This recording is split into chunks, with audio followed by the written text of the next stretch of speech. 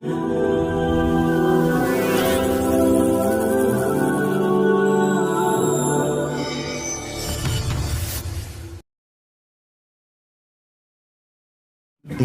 yang haram, hidupmu akan bahagia.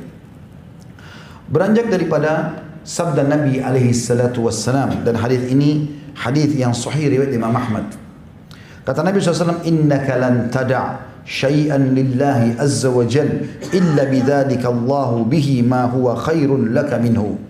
Sesungguhnya jika engkau meninggalkan sesuatu karena Allah, karena itu haram, kamu takut dan kamu tinggalkan, niscaya Allah akan memberi ganti padamu yang lebih baik daripada yang kau tinggalkan itu.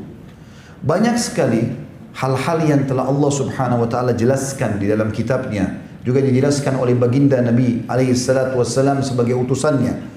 Sebagaimana Nabi SAW mengatakan, inna halal bayyin wa inna haram bayyin. Sesungguhnya yang halal sudah dijelaskan, yang haram juga sudah dijelaskan.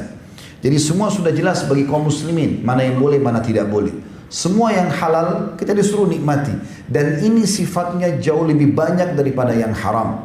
Misal Allah subhanahu wa ta'ala mengharamkan babi, maka Allah ganti dengan sapi, kambing, ayam, kelinci, semua hewan air. Allah haramkan khamr, maka Allah ganti dengan susu, madu, sirup dan yang lainnya. Maka sesuatu yang haram jauh lebih sedikit daripada yang halal, dan semuanya sudah dijelaskan. Allah subhanahu wa ta'ala memerintahkan kita untuk mempelajari yang haram dan dijauhi, bukan untuk dicoba. Dan Allah memerintahkan kita untuk mempelajari yang halal untuk dinikmati. Siapapun yang meninggalkan sesuatu yang haram, maka akan menjadi cahaya bagi hidupnya. Dan siapa yang membuat sesuatu yang haram, maka akan menjadi bencana dalam hidupnya. Semua gelapnya wajah, gundah gelisah dalam hati, ya, banyaknya permasalahan dihadapi baik dengan dalam rumah tangga suami istri, atau dalam usaha, atau dalam bisnis, atau apa saja dalam interaksi sosial kita, maka semua disebabkan karena kemaksiatan. Bahkan seseorang itu akan menemukan banyak permasalahan hidupnya dan tidak menemukan jalan keluar, murni karena kemaksiatan kepada Allah subhanahu wa ta'ala. Sebaliknya, orang yang meninggalkan yang haram itu, Allah akan ganti dengan sesuatu yang menggembirakan dia, yang mirip sejenis dengan apa yang dia tinggalkan tapi yang dihalalkan. Contoh misalnya, Allah subhanahu wa ta'ala mengganti bagi orang yang meninggalkan transaksi haram, diganti dengan transaksi yang penuh dengan berkah dan menguntungkan. Sebagaimana sabda Nabi SAW di dalam hadis Bukhari Muslim, al-bayyi'ani bil khiyari ma lam yatafarraqa, atau qala hatta yatafarraqa, fa in sadaqa wa bayyana burika lahuma fi bai'ihima, wa in katama wa kadzaba muhikat barakatu bai'ihima. Kedua orang yang sedang transaksi, penjual sama pemberi, masing-masing memiliki hak khiyar, boleh teruskan transaksi atau membatalkannya selama keduanya belum berpisah. Bila keduanya berlaku jujur dan transparan. Mobil ini saya mau jual, apa pernah tabrakan? Ditanya oleh pembelinya, ya, kata penjual, pernah tabrakan di sisi depan sebelah kiri. Silakan dicek, maka akan diberkahi oleh Allah SWT. Tapi kapan mereka jujur, kapan mereka bohong, maka akan diangkat berkah itu. Lanjutan hadis kata Nabi SAW, bila keduanya berlaku jujur dan bersikap terus terang atau transparan, maka keduanya akan memperoleh keberkahan dalam transaksi tersebut. Walaupun uangnya sedikit, berkah, akan banyak manfaatnya. Benda walaupun dibeli bekas, juga akan berkah, berfungsi sekian lama dipakai. Sebaliknya, bila mereka berlaku dusta, ini maksiatnya, dan saling menutup-tutupi, nggak ada ini, nggak ada itu, padahal semuanya bohong, niscaya akan hilanglah keberkahan bagi mereka pada transaksi tersebut. Yang dimaksud adalah hilang berkahnya. Kalaupun dia dapat duit, maka tidak diketahui dari kemana uang itu. Sekian miliar habis tiba-tiba.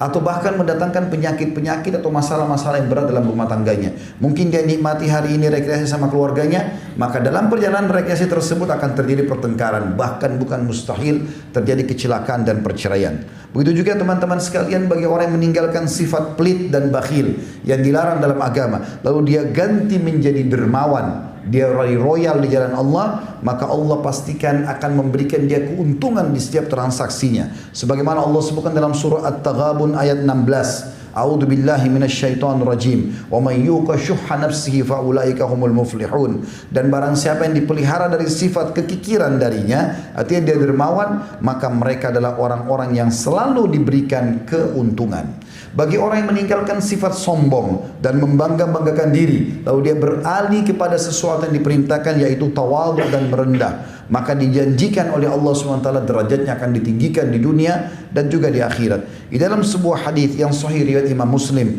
kata baginda Nabi SAW, "Wa ma tawadha ahadun lillah illa rafa'ahu Allah." Tidaklah seseorang memiliki sifat tawadhu atau rendah hati, dia merendah dan mengalah, yang melainkan Allah akan meninggikan derajatnya, maknanya di dunia dan juga di akhirat. Sebaliknya dalam hadis Bukhari, siapa yang dalam hatinya ada seperti biji sawi dari kesombongan, maka dia tidak akan pernah mencium bau surga. Begitu juga dalam sebuah hadis yang lain, kata Nabi SAW, bagi orang yang meninggalkan sifat dendam kepada sifat pemaaf, sesuatu yang haram diganti kepada yang halal atau yang diperintahkan, Allah akan selalu muliakan si pemaaf tadi. Di dalam hadis sahih riwayat Imam Muslim, kata baginda Nabi SAW, "Wa ma zadallahu abdan bi'afwin illa izza." Tidaklah Allah menambah kepada seorang hamba yang suka memaafkan, melainkan pasti ditambahkan kemuliaan baginya. Saudaraku seiman, kalau seandainya anda niat melakukan satu perbuatan kemaksiatan, lalu anda batalkan karena Allah, mau berzina, mau mencuri, mau menggunjing, mau memfitnah, mau memukul, mau apa saja, melakukan perbuatan maksiat, lalu datanglah sinyal dari Allah SWT, dan itu selalu akan datang, sifat merasa khawatir, takut, nanti ketahuan, nanti ketangkap, nanti ini dan itu, maka itu kalau dia tinggalkan karena Allah, Allah catatkan baginya sebuah pahala. Di dalam hadis yang sahih riwayat Imam Muslim, kata Nabi SAW, Allah Azza wa Jalla berfirman, hadis qudsi, "Idza hamma 'abdin bihasanatin wa lam ya'malha katabtuha lahu hasana." Kalau seandainya seorang hambaku melakukan atau niat mengerjakan sebuah perbuatan baik, lalu dia belum sempat mengerjakannya, aku pasti catatkan baginya satu pahala. Saya ingin sholat di masjid, tiba-tiba ada uzur, sakit perut, tidak sakit misalnya, tertidur lupa, kemudian terbangun sudah selesai sholat misalnya, maka pada saat itu dicatatkan baginya pahala sholat berjamaah di masjid, kan dia sudah niatkan. Lalu Allah mengatakan, fa in amilaha katabtuha asyra hasanat ila 700 dhi'fin. Kalau dia kerjakan, aku akan kasih dia 10 kali lipat dari pahala ibadah yang sedang dia niatkan kerjakan itu. Bahkan aku bisa memberikan sampai 700 kali lipat.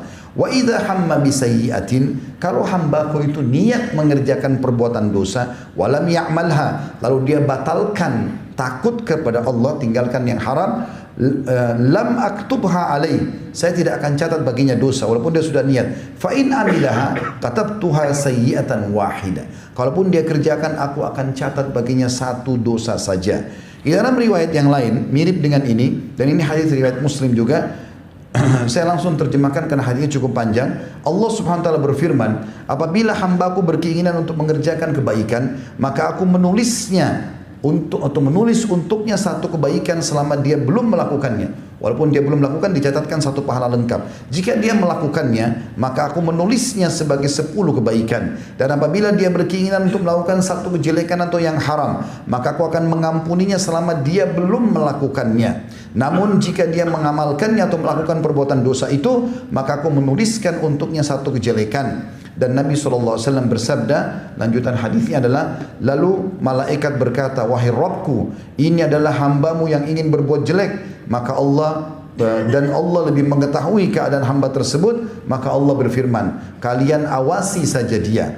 Jika dia mengerjakan kejelekan, tulislah dengan semisalnya, satu kejelekan saja. Dan apabila dia meninggalkan tadi kejelekan atau haram yang dia mau kerjakan, maka tuliskan untuknya satu kebaikan, karena dia telah meninggalkannya karena aku.